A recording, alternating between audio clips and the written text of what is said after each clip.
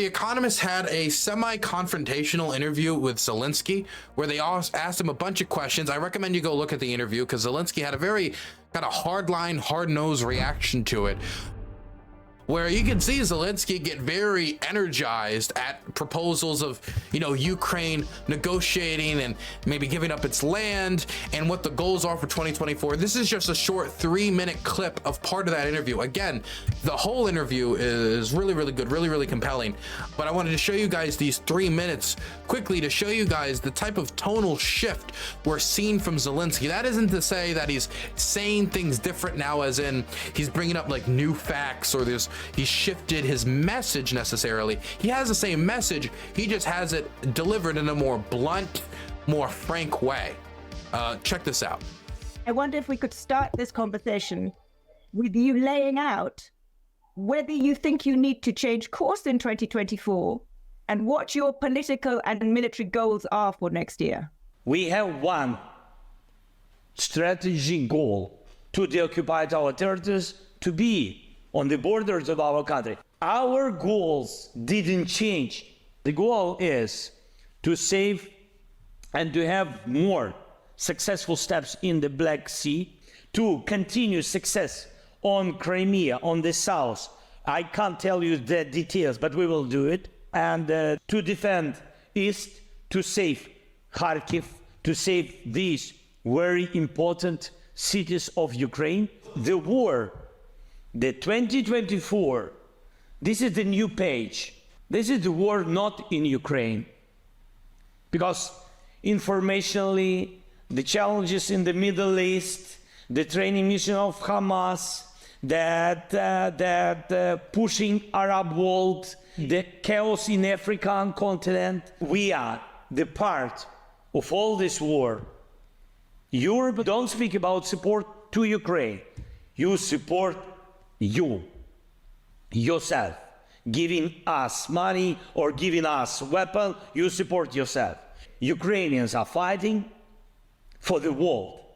The pitch generally seems to be like, look, at the end of the day here, if the Russians get through us, then you're going to have more NATO troops deployed on the border, or they're going to move on to other countries like Moldova, which also don't have NATO protections and have 1,500 troops, Russian troops, illegally stationed there from the Russian Transnistrian Moldovan War, when the 14th Russian army came in and intervened to fight on behalf of the Transnistrian separatists. And so his pitch is, look, support us now so you're not going to have to increase your military spending even exponentially more in the future when Russia's closer to your borders and has continued this military production, has continued its plans for encroachment on the former Soviet space, which it laid out quite clearly at the start of the invasion of Ukraine, saying that the borders of post-Soviet states were artificially crafted, which could be used as a groundwork to target other nation states like Estonia, Latvia, and Lithuania, who are luckily protected by NATO. At least that seems to be his argument. Support us now so you don't have to deal with it on your own later. You don't want it to be your sons and daughters. While our sons and daughters are fighting for our own cause, we can also help protect you from that same outcome. That seems to at least be his pitch that he's trying to throw out here. I've seen him say it before. He'll probably say it again.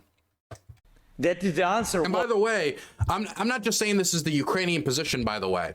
This is also the position of Duda's government in Warsaw. This is the position of the government in Riga. This is the position of Latvia. I mean, all the Baltic states, really.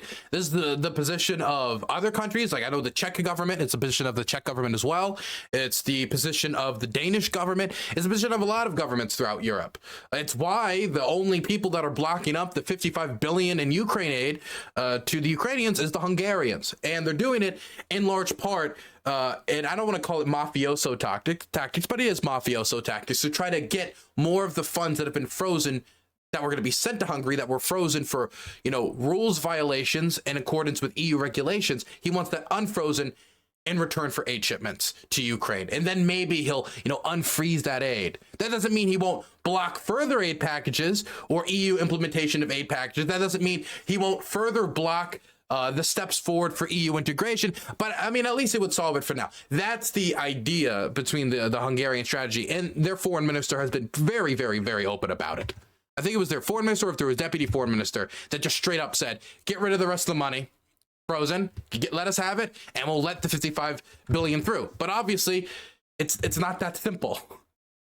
or at least it shouldn't be that simple. You shouldn't reward said behavior. I would propose Article 7, look into it. But point is, in Europe, this is not only a position held by the Ukrainians, but it's a position held by other European countries as well. What the world has to focus and recognize. Many people outside Ukraine are saying maybe it is time to negotiate with Putin, maybe it is time to start talking. Can you tell me categorically whether that is an option for you in 2024 or not? That is not the moment of discussion, of compromises or not compromises, because we don't have any fundamental steps forward to the peace from Russia. We have to speak with Russia, not attack us. Anytime Russia can attack you, you have to be ready. Why I have such reaction? Because all their steps mean another thing. When they have discussion on conference of Putin, he said, no, we didn't get all the results, we will go forward. What does it mean? That we have to sit and say, sorry, please stop, or something like this? It's not our position, this weakness, and he feel it like animal, because he is animal, and like feeling of the blood. And that's why he will feel his strongness, and he will eat you totally with all your EU, NATO, freedom, democracy, forget about it. That's why I don't see any signals about peace. I see only steps of terroristic country. So I want to talk about this last answer, because this last answer got a really interesting kind of response from The Economist. Because while I haven't been able to see everything that was said during this interview because they haven't released it all, maybe they will, because I want all the audio. I did listen to The Economist like semi-podcast where they were talking about it with other like experts or people who review them, but with The Economist, and they said in this reaction to this, they were like, Zelensky in the past has been able to make the impossible happen with his words, and it seems that he's frustrated because he can't seem to pull that off again, as Western aid and support seems to be slipping and pull off the impossible with his words. So what has he done? He's gotten more forceful with his words. And, you know, it is true that Zelensky has gone out into the world and gotten a lot of attention for Ukraine. And through Zelensky's really just superb knowledge of the media from his history in Ukrainian media, he has been able to make a media blitz at the early stages of the war and rally through good public statements and building good relationships with Western allies, rally support, international support for Ukraine. He did do that.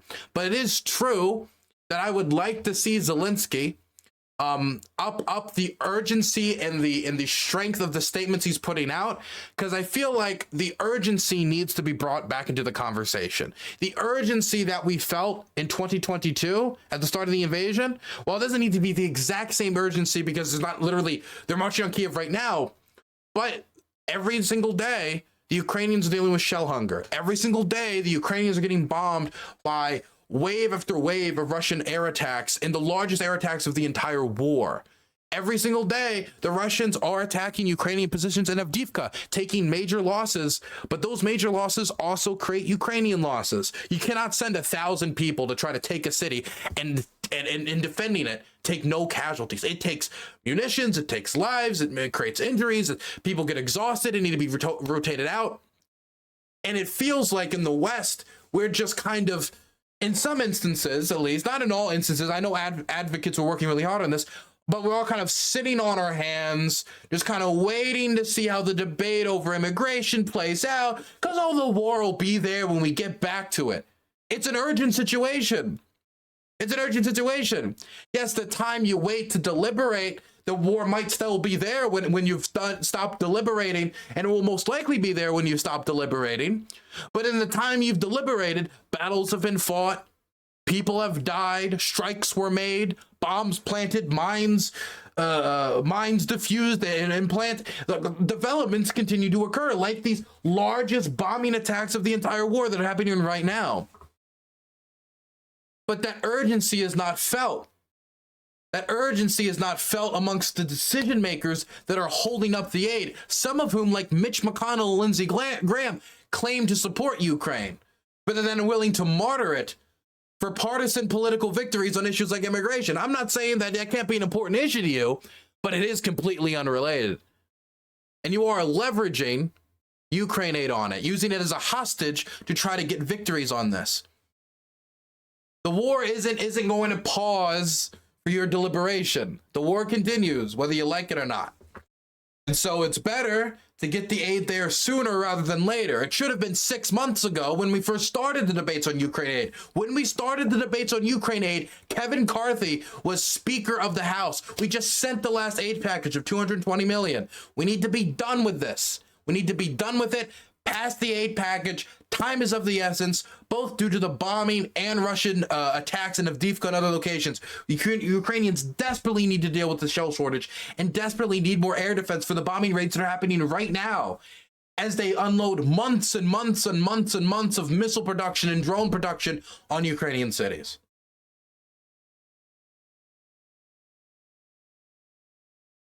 Worser? Nice English. Did I say worser? Oopsie doopsie.